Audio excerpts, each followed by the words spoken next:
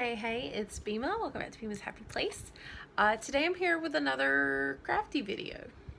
So, a while back, I opened up this LOL surprise furniture set with Sleepy Bones, and we revealed this really awesome scene. Get it opened up here. With a really cool looking room. And I made the comment in the video that I kind of wanted to make this room for my 12-inch dolls. And so that's the process I'm going to start today. So this video is going to be me making the actual room.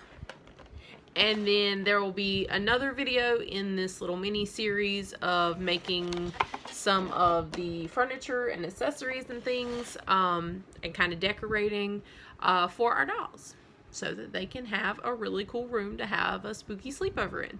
So I'm going to be using strategies, I guess you could say, from my Froggy stuff. She does a lot of really cool doll room creations, and so I'm going to be using her technique for a hidden doll room so that this can be folded up and stored on a shelf when I am not using it. The actual cutting I'm not going to be able to show you in a video because I don't actually have an area large enough and clean enough to do that, so I'll be kind of talking through what I did as I do it. But I'm starting with 2 pieces of foam board. I did get mine from the Dollar Tree.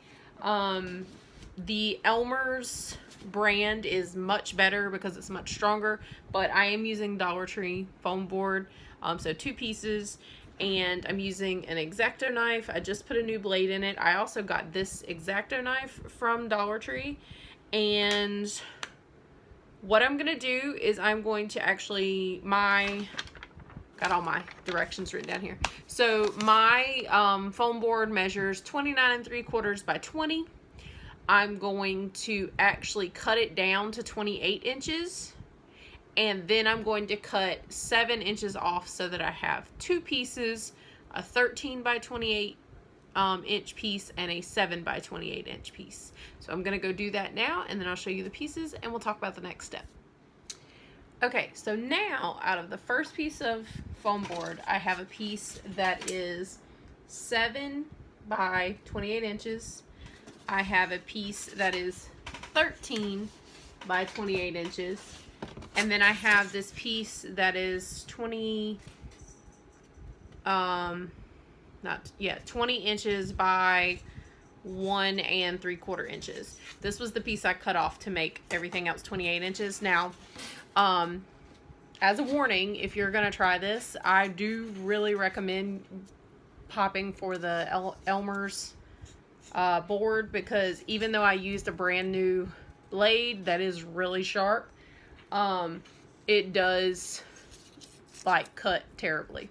So another tool that you need is a straight edge, like a good sturdy straight edge. Sorry, the cat was playing with the X-Acto knife. Like, she has no brains in her head. So you need a good sturdy straight edge to help try to keep your cuts as straight as possible, and then something to protect your surface. I'm using a cutting mat for sewing. So now we're gonna take our big piece, our 13 by 28 inch piece, and I'm gonna measure in 10.5 inches from each side, and I'm going to like score that. So I'm gonna cut just through the top layer so that I can bend it and snap it so that it's still attached but it folds. So I'm gonna do that on both sides of this piece. Okay, so math was off. That's why I'm doing this, so that you don't make the same mistakes I do. So if you're using the Dollar Tree foam board, okay, so you're gonna go in, and if your foam board is 28 inches, you're gonna go in 9 inches from either side with your first cut, so over 9 inches, and then the inch and a half. Okay, or you can go over 10 and then come back 1.5 inches toward the outside, whichever way.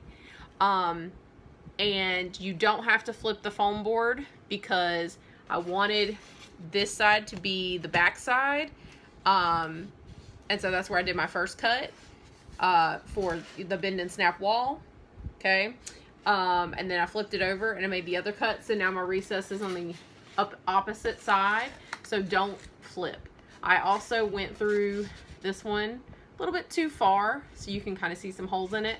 So I'm gonna have to reinforce it with the paper. But anyway, this is what my wall is gonna look like.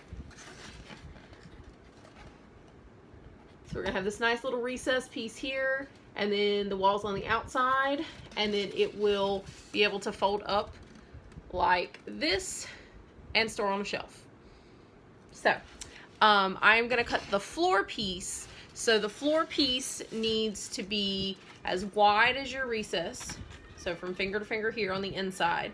You're gonna glue it just to this wall once you get everything covered and get to that point, but it needs to be this wide, and then it needs to be as long as your side piece here, okay? So I'm gonna go measure all of that and cut it, and I'll let you know what that ended up being. And then we get to a fun part and start picking out some paper.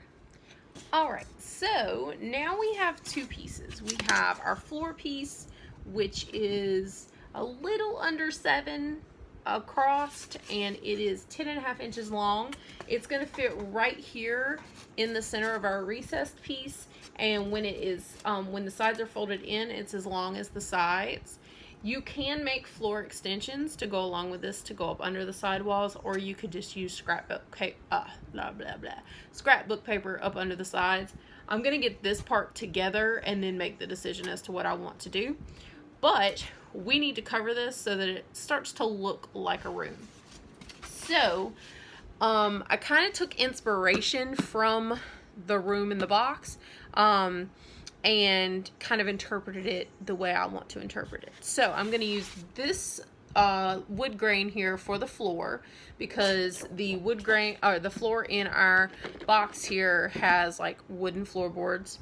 And then for my recess, to bring in some of that dark spookiness, I'm going to use this black colored brick just for the recessed part. And then the wallpaper in here is like a dark teal with like polka dots. I don't have any teal that's like suitable to the mood. So I'm actually going to use this. It's like a honeycomb on like a golden aged background kind of thing. With a little bit of like writing that's very, very faint on it. Because I want to pull in some shapes. I just didn't want to do polka dots because none of the polka dots I have are suitable. So I thought this might look good. So I'm gonna get everything covered, and I'm gonna, once I get it covered, I will glue the floor extension inside, and that will be our basic room. If you want to add windows, now would be the time to just find where you want your window and cut it out. For this particular room, I'm not gonna add any windows. So I'm gonna get everything covered and we will be right back. Okay, so we have our basic room. So this is what it looks like from the outside. Okay, turn it around. This is what it looks like on the inside. We open up the sides and we have a room. Yay! So I decided at the moment I'm not going to make floor extensions, mainly because I don't have enough paper to cover pieces for the floor extensions. So for right now, I just have the one floor piece, but this is our basic room. This is our basic room. I really like it. I like the contrast of the dark and here, and the light floor. I like that it closes up. Now, I did reinforce my little corners here on the outside and the ones on the inside here with some packing tape just to make it a little bit stronger, because I did use the cheap foam board. So that means that one side doesn't really want to stay closed all that well because of the tape. But, you know, that's something you can do or not do. It's your choice.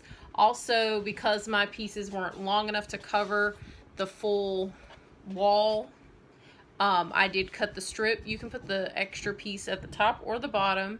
It's your choice. You could have left it blank if you wanted to. I put it at the bottom because I'm going to be putting like lots of things in the room, so I don't think you're going to be able to see it as much. That way you can see the full wall at the top. But yeah, this is our basic room so far. In the next part, we're going to be working on some of the accessories and things that are in the sleepover kit, like the tent, the sleeping bag, and finding some things to use in the room for decor. So I hope you guys enjoyed this video. Thanks for watching. Please like, share, comment, subscribe, and do what makes you happy. I'll see you next time. Bye, guys.